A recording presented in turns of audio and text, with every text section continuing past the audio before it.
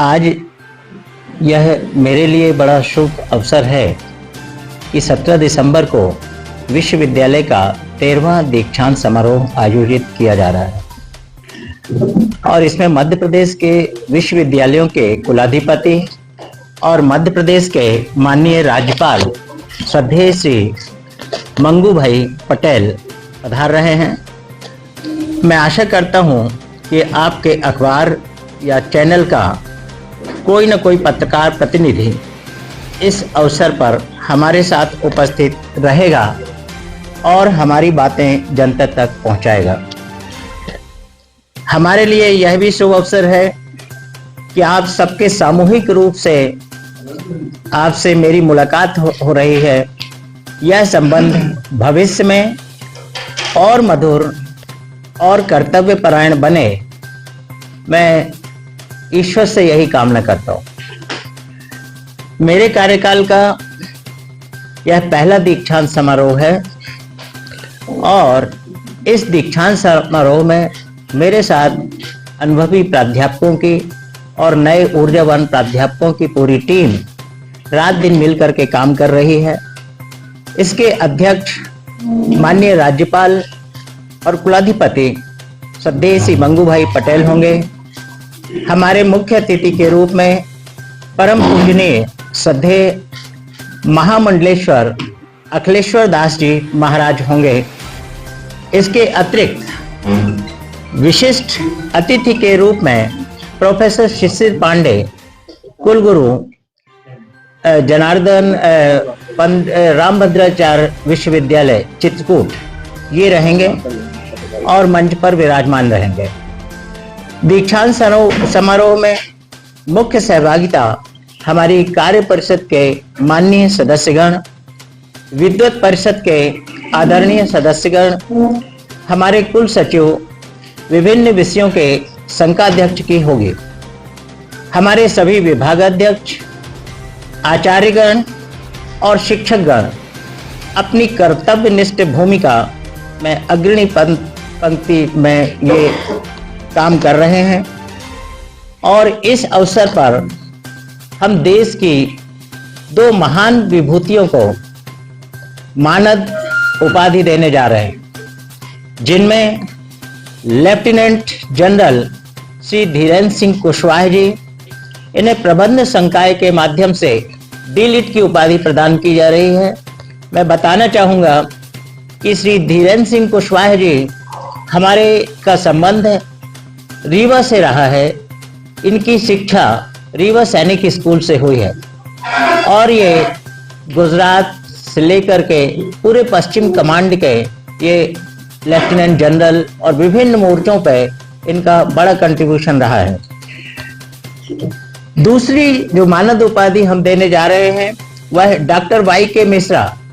इनको हम डीएससी जीव विज्ञान संकाय के माध्यम से देने जा रहे हैं। डॉक्टर वाई.के. मिश्रा जी का संबंध रीवा के पास ही एक गांव से इनका संबंध रहा है और उस छोटे से गांव से चल करके आज अंतर्राष्ट्रीय स्तर के ख्याति प्राप्त कार्डियक सर्जन के रूप में ये जाने जाते हैं। 30,000 से ज्यादा जिन्होंने सर्जरी की है, हार्ट सर्जरी, उनको हम डीएससी की मानद उपाधि देने जा रहे हैं। इसके साथ पीएचडी उपाधि धारकों की संख्या आदरणीय कुलसचिव महोदय ने अभी बताई। स्वर्ण पदक प्राप्तकर्ता जो हमारे महाविद्यालय के पोस्ट ग्रेजुएट छात्र हैं उनके लिए, कुलगुरु स्वर्ण पदक, यूटीडी के जो पीजी के छात्र हैं उनके लिए, दानदाता स्वर्ण पदक प्राप्तकर्ता और स्नातकोत्तर कक्षाओं के उपाधि धारक अपनी उपाधियां इस दीक्षांत समारोह में प्राप्त करेंगे।